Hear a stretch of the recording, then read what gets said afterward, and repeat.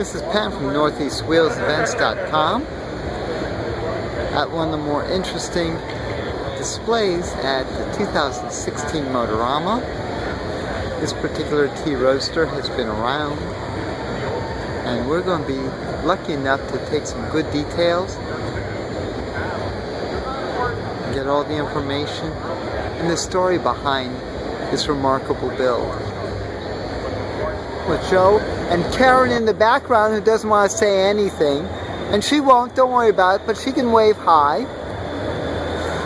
And this, of course, is Team 5 from the 1920 Ford Roadster you have been seeing all over. We're going to hear the interesting story behind this.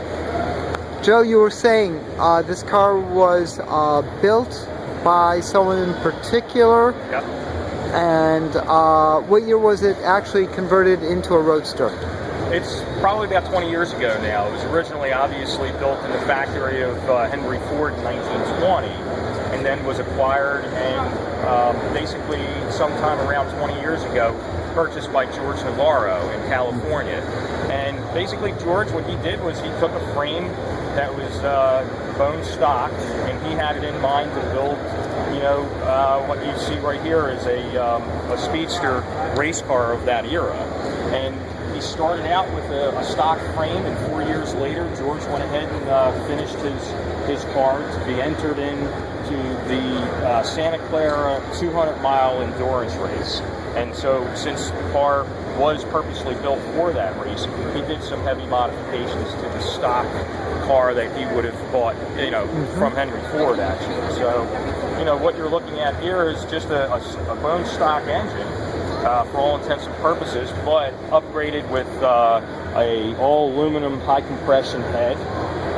It's got also a water pump that was added actually by me and Karen, because when we first got her, she seemed to have a lot of overheating issues due to the fact that they didn't have water pumps back in 1920, but they did start making them for the Model A's late 20s to be adapted to the Model T's, but really more so to be in production for the Model A's. So we put it on there because we realized clearly it was going to have issues if we just continued to run it that way. And, you know, due to the fact that the blistering of the paint when we first acquired it showed signs of overheating, we figured, well, we had to repaint the engine anyway, so we would just put the water pump on. Very good. When did you buy the car and why? Oh, good question is why. I mean, why? She's spectacular looking, so it would be something different and unique.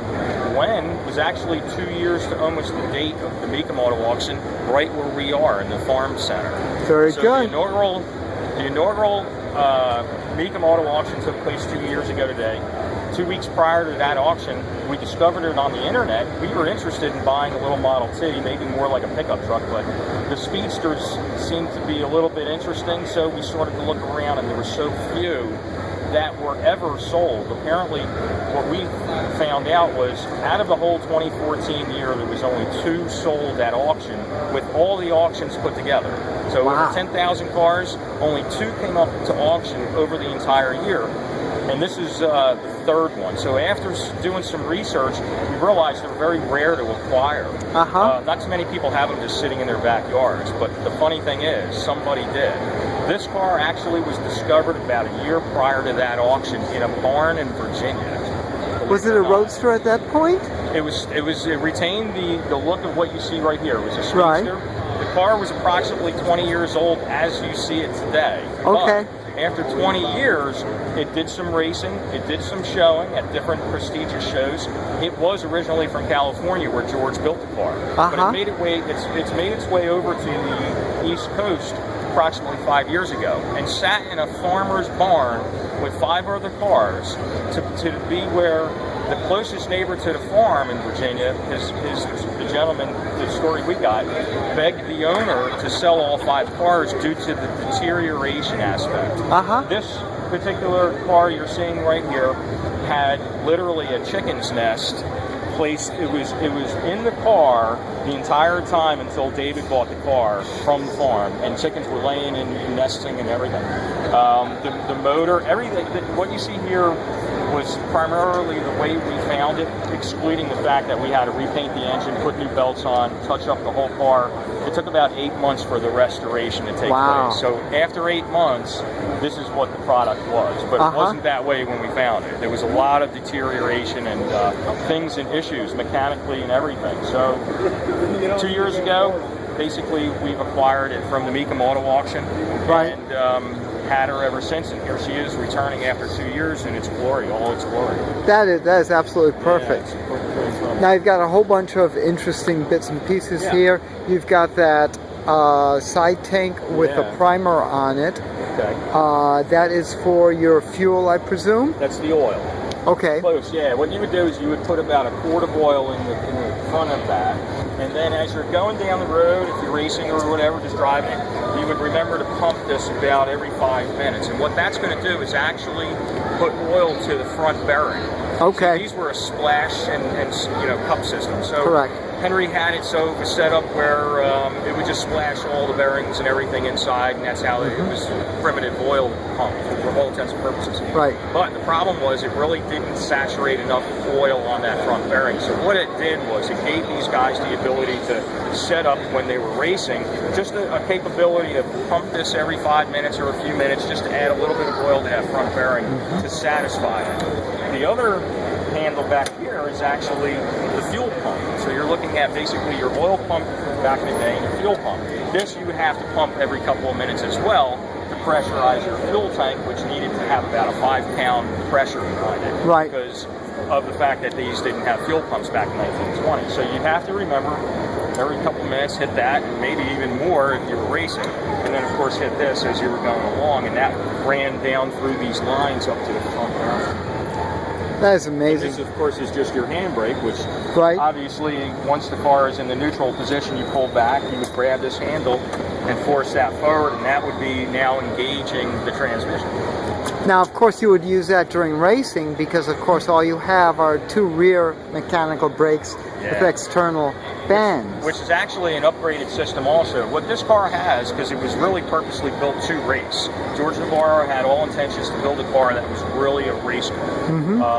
What you have here, true to its time, everything in this car was true to form of the 20s, so there's nothing really other than what you have in here is the seat belts from the modern era, because to go through tech inspection it really needed to have some safety measures built into it that are modern. That's why you have the 4-point harnesses. But back in the day they had what they considered Rocky Mountain brakes, and what this is just a big band that goes around, and if I actuate it you can see how they move around a drum.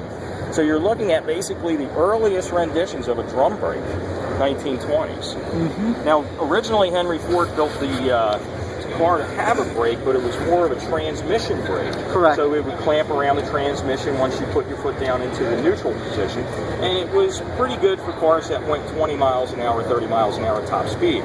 Unlike this car that has top speeds more of 60 to 70 miles an hour. And there's a reason why it can go that fast, because it also has a secondary gearbox that's behind the transmission. And if I move these gloves out of the way, you can kind of see that. Nice vintage gloves, of course. You want to show them, Karen? No, Karen doesn't want to see. Oh, we tried to get her, but... Okay, so what you're looking at is a stick shift that would normally not be there. Normally in a Model T Speedster or a Roadster, such as the case what this car rolled out of the factory as and then was converted into the Speedster, that's actually a gearbox. Now, Warfel was a company that was looking to get into making these gearbox systems for the purpose of racing, and actually more so for trucks and stuff like that were from back in that era. Hang on 1 second. Okay. We're going to get a shot of this. You can see the transmission attached back there.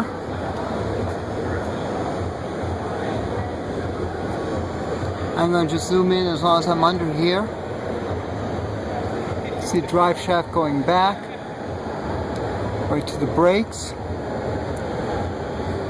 And let's see if we can see that handbrake. Yes, we can. Bear with me a minute. Right there is the handbrake actuating on the shaft, drive shaft.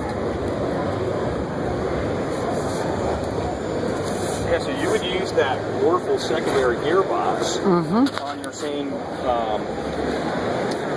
you would actually have to cut your drive shaft down to about, 6 inches less or 12 inches less whatever the number would have been. But that gave you an overdrive, which really gave this car a very big dynamic. It was a 3-to-1 gear ratio, so you really have to be going almost at top speed in direct drive in order for it to actually go into overdrive. So you're already doing 30, 40 miles an hour at most to get it into that gear, and then once it goes into that gear, that's when hyperspace takes place in a little car like this, and you just keep going. George said he had it up to 60 miles an hour. So. Braver man than I, Gungadin. Now you have the low and high with the original planetary transmission. Then once you're in high, you go into high first, second, third. But in order to do it, you actually have to be, you know, synchronized with your engine speed, RPMs, and also ground speed with your transmission and everything. So because you have no clutch. Yeah, you got square cut gears. You do have a neutral position. Now, when it comes to these pedals, if you want to look down inside the car, I'll explain how that works in case if people don't know. You have 3 pedals just like you would if you had a car that had a clutch. The difference is my all the way to the right pedal, instead of being in the gas pedal, is actually my brake pedal, which is normal on a Model T. And these are all functional.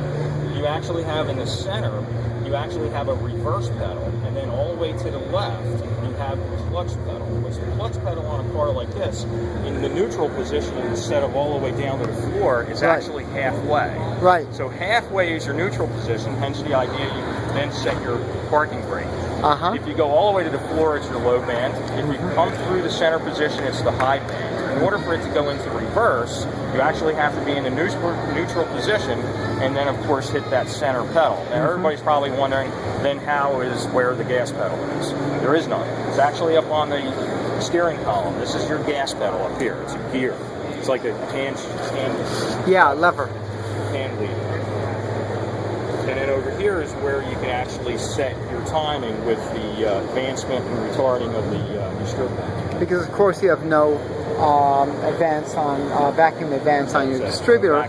So you actually have to play with that, because you would actually retard it as you start it. Once you get it running, you would actually advance it to an idle. And then as you start to drive it and throttle, like our vacuum systems would follow, of course, with the carburetor, but this you actually have to manually do it.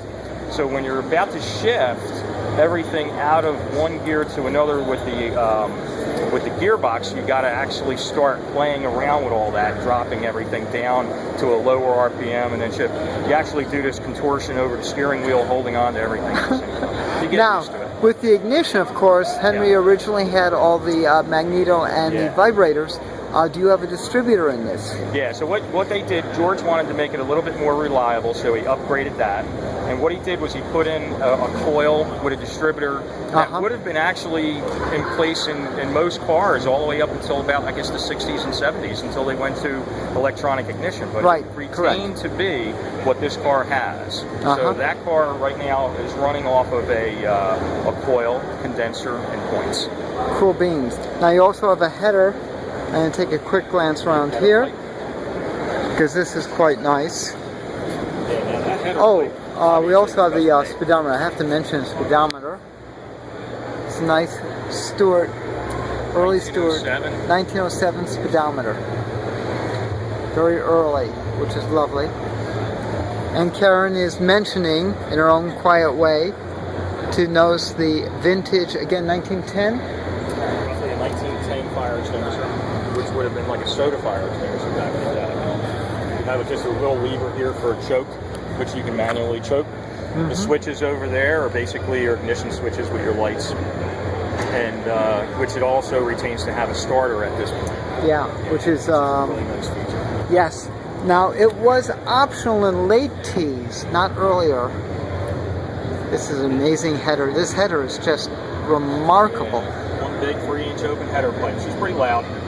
For a car that's about 180 cubic inch, only got 26 horsepower, it's amazing how loud it is. 26 horsepower. You put a big header on anything like that, it's just loud. I like your machine-turned firewall. Yeah, George did a great job doing all that. He really did.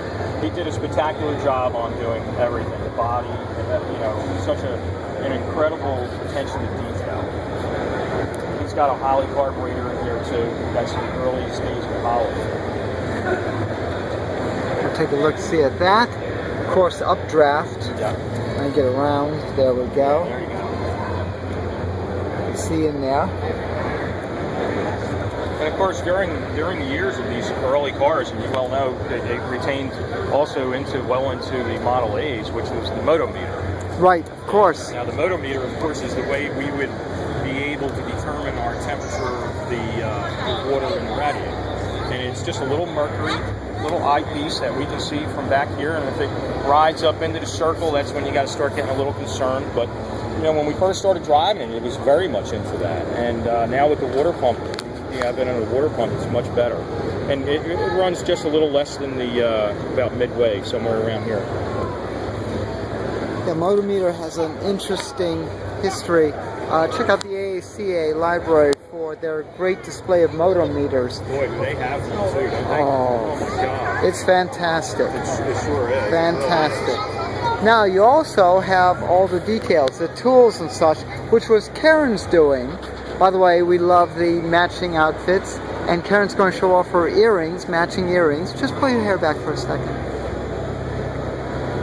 Is that wonderful or what? That's what really makes it. Monopoly. That's great. Thank you, Karen. You're welcome. Now we have all the tools. Of course, the racing helmets. Brilliant. Just brilliant. This was actually my father's.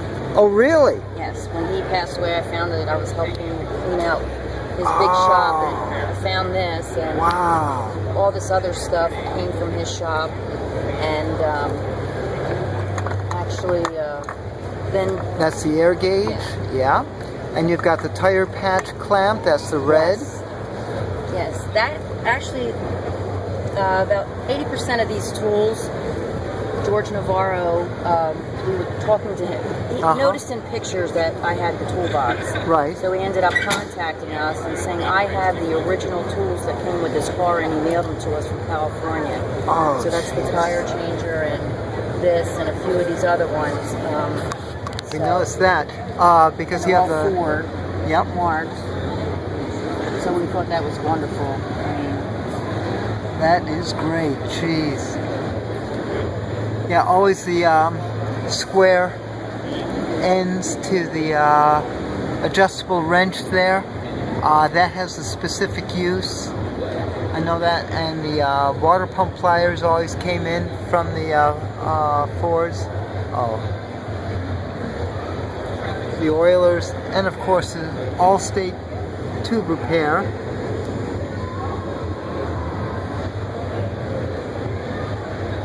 That is fantastic.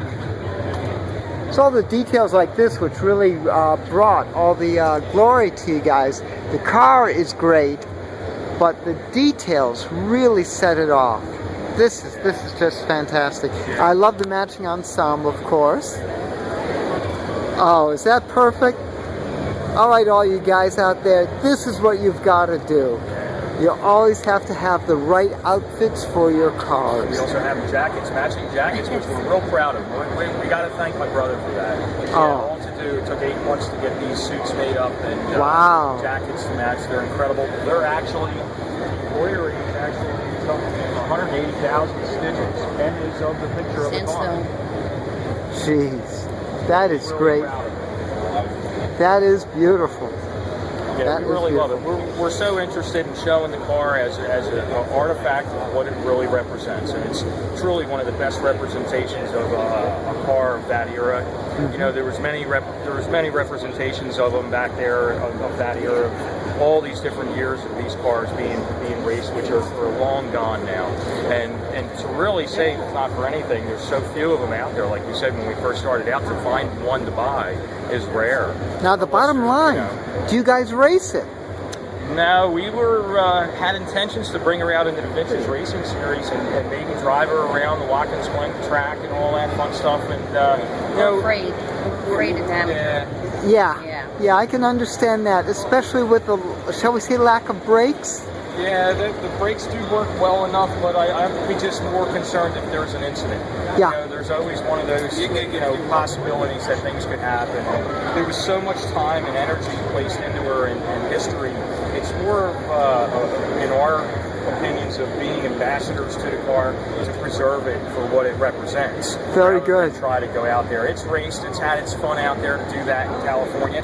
It actually raced in what the consideration of the Santa Clara endurance race is, or run. They call it a run, but it's really a race. It's a 200-mile race that runs around in the Santa Clara Mountains area of California, which is really the reason why George built it. He did 5 other cars prior, and if I stand to be corrected, I apologize, George, but it seemed like this car specifically was to be, for him, a race car. He had a Model T Speedster before that was just a touring car, but George wanted to go ahead and build this as a race car, and you can see the attention to detail of all the components that were placed into this car.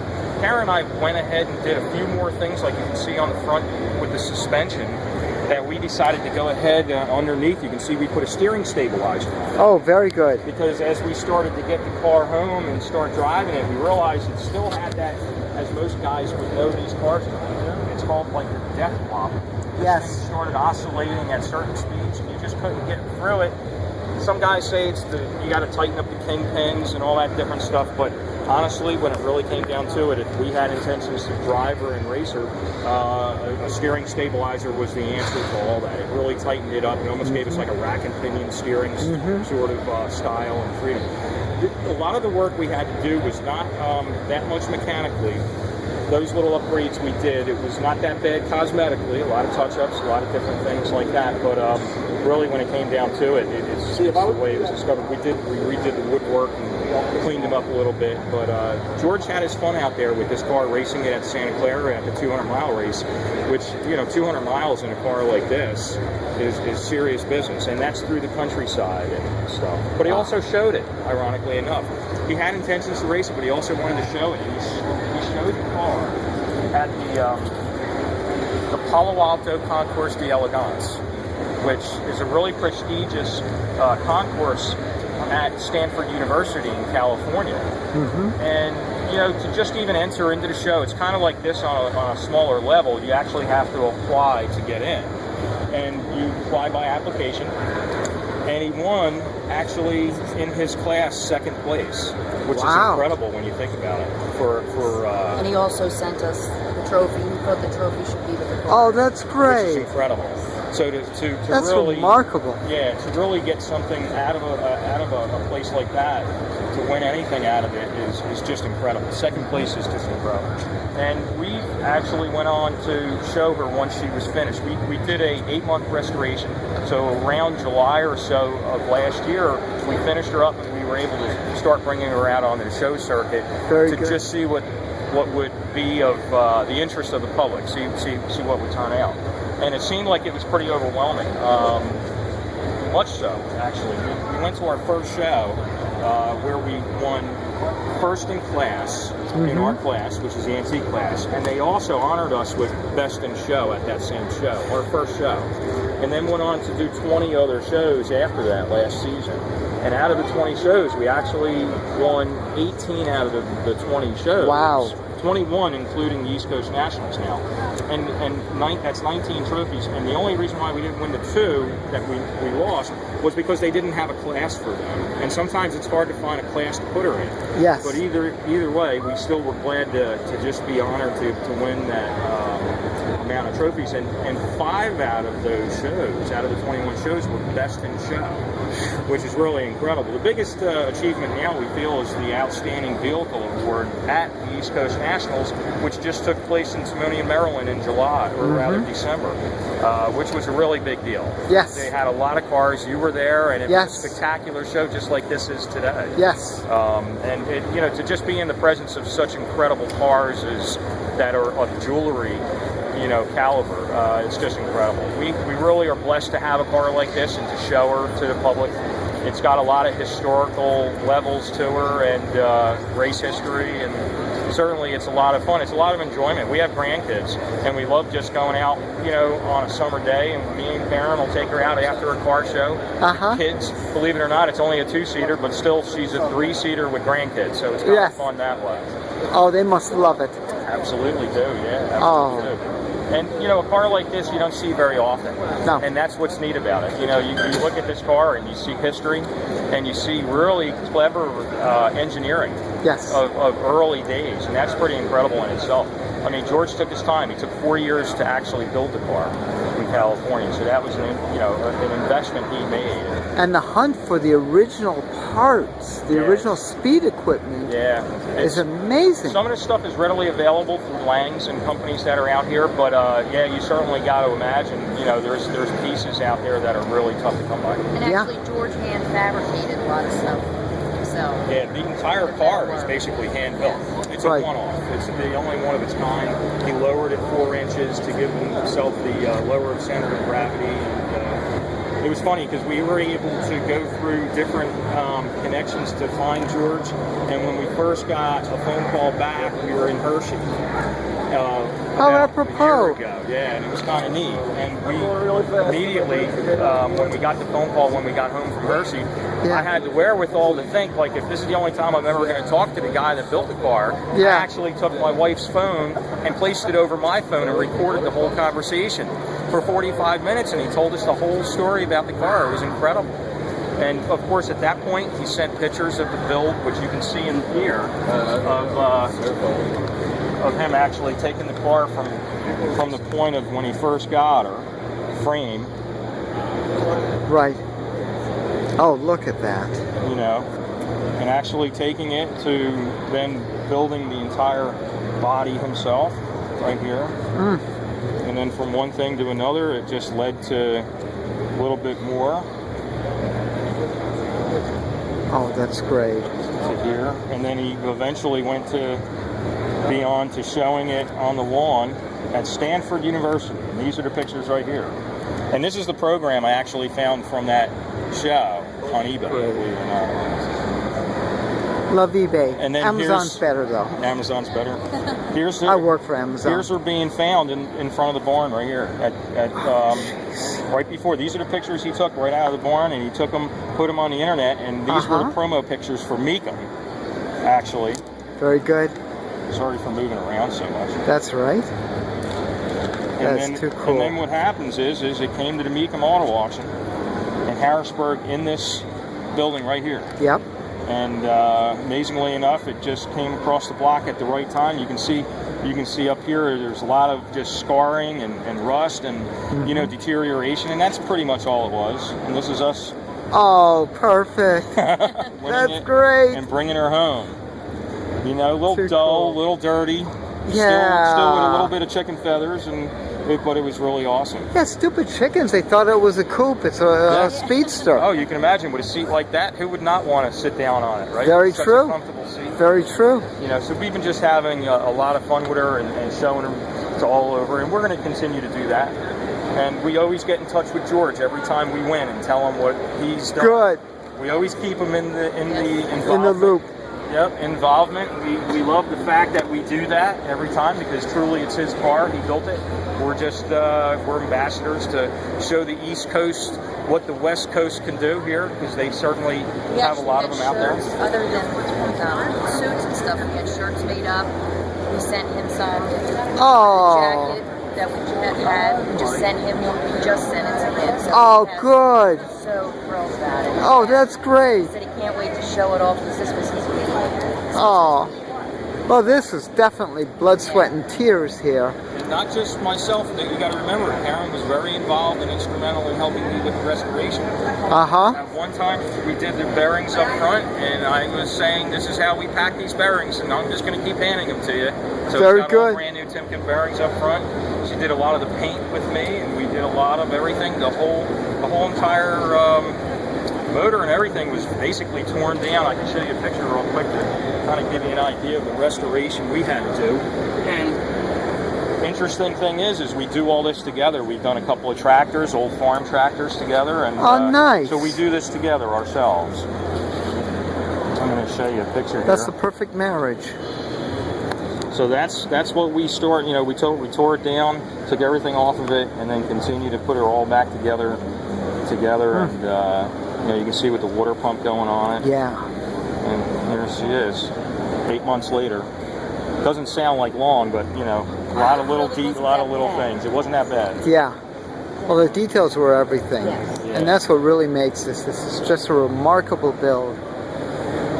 It was funny too because when we first saw her on the internet, we kind of thought about her as a real, true, honest to goodness quality representation of what these really cars were back in the day. And a lot of people make them, and they do look great.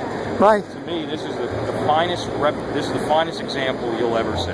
It's just again really, because everything's period. Yeah. And he's got a lot there. Yeah. We actually took her.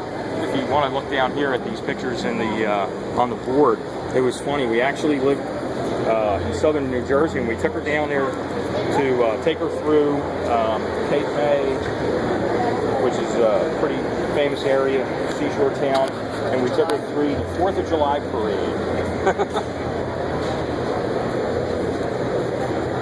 The response was overwhelming. Of course. It was incredible. It was funny. We drove her through there. It was 90 degrees, and the water pump worked great. I love the outfits. Again, perfect. You always have to be representative of the car, so you always got to be part of it. Yes. It's important. That is great. Hopefully, the big thing this year is, of course, the 100th running of the Indianapolis 500. Yes. And it's been 100 years consecutively since she's been running. And we're hoping to maybe get in touch with some folk out there that we can maybe invite her out there for at least display to show the people what they used to be back in the day, as you can see on this picture. The Indianapolis 500. A lot of these cars ran on the track back in the day. With this car, it did much more of running through the countryside. When you see the back tires on the car, they actually took all their tools, and the person that would be today's crew chief, what we call a crew chief today, was actually called a mechanician back then. The mechanician was words I learned off of Howard Cropland, which is the owner of the Alco race car, the famous Alco race car, the Black Beast. The mechanician would do all your navigating, would do all your mechanics. They would help you actually with the car as you're driving. And certainly if there was any problems, if you blew a tire, they'd get out and they'd change your tire just like the crew chief does today. Yep. Or at least the mechanics of the crew anyway. So by the way, like let's give a plug to Howard. Howard runs the Vanderbilt Cup Museum. Yeah. Fantastic. He's got Foundation. a book out. Yep. Great website also, VanderbiltCup.org. Great guy. Yes. He really is. So if you have any photos or videos of Vanderbilt, definitely get a hold of Howard. And it's K-R-U-P-L-I-C-K, just so you know. Yeah, the intensity of Howard's research is just incredible. There's a little card here of him actually at the racetrack. I believe it's probably within the last 5 years, riding around with Mario Andretti on the track. Oh, perfect. With the 1909 Alco race car Black Beast, the number 8 car. That's great. Yeah, it was really incredible. What a great guy. We got to meet him in Hershey as well. And yeah, he actually signed it. He was there not to present and represent the Alco race car. He actually owns what is now considered the Chrysler car. And you'll see that on northeastwheelsevents.com. Nice videos and photos of that car. What a spectacular car it is. Oh, that is. I mean, it's a Pebble Beach winner a couple of years back. Yes. And certainly what a great accolade to his achievements of getting that car restored too. Yes. Howard inspired us. There's a lot of people I got to thank out there that gives us a lot of inspiration on how to do this, or at least want to do this. When you said, you know, what made you want to do this? First off, why not? It's a great car. It's not something you'll see every day. Researching a little bit of Howard's Alco race car, watching the shows that he's done with Ray Abraham on TV, with Americana. It's just something that inspired us. And certainly seeing a car like this is a part of history. So you actually have like an antique car, and you're into all the car shows that way, this way. But certainly another thing I got to thank out there is, you know, Chasing Classic Cars is one of those types of shows you can really get educated well with. Yes. And those shows are timeless because they're going out there into places like this, such as your case with you. And you're going into places and bringing it to the public's attention, and that's important. So we're inspired by people like that and shows like that because of what they do. we got to also give a big thanks to Jerry Raffa, which is really a person that was very instrumental in helping us acquire the car. He was here at the Mecum Auto Auction. We just so happens wasn't confident enough that we would just go up there and buy it. So we would go so much to be where he was going to be here. We said, Jerry, if you make it happen, here's all our stuff. And he did. He was. Oh, that's great. So you got to thank him. He was very instrumental. And Michael, my brother, for helping us get the suits. Of course, we always have to mention him. And you always got to give thanks every time we win or every time we are at a show. We got to always give thanks to George Navarro for building it. If it wasn't for him, this car wouldn't be here right now. One last question. Sure. What is her name? Okay, you ready? Yes. First show we've been to was the show that we won the first. It was first in class best in show. We bought a trailer prior to that, just a few days before, and we knew the show was coming. And we got her up on the trailer, and it started to rain on the way over to the show, which wasn't far. But here we are with an open trailer. Car just got restored after 8 months. We're driving up there, and the next thing you know, it came to my attention that we're driving up here, and everything's dark and dreary. And I said, look back in the mirror, and I'm looking at how beautiful she is in her yellow color. Brought a little sunshine to the car show that day, and hence the name is dubbed Sunshine. So her name is Sunshine. That's wonderful. Joe, Karen, I have to thank you very, very much for sharing all of this. We have to thank you. Oh, please. We definitely have to thank you for even wanting to do this. This is great. Oh. And a privilege. And you do such quality work. Yes. We've seen your work, and it's unmeasurable. Oh. You do the quality of all qualities. Oh, pshaw. Pshaw. And we're honored. Oh, thank you very much. This is Pam with a very swelled head at this point from NortheastWheelsEvents.com. Make sure you check NortheastWheelsEvents.com for all the cool shows. And don't forget in the South, there's SoutheastWheelsEvents.com. And of course in UK, UKWheelsEvents.com and WestCoastWheelsEvents.com.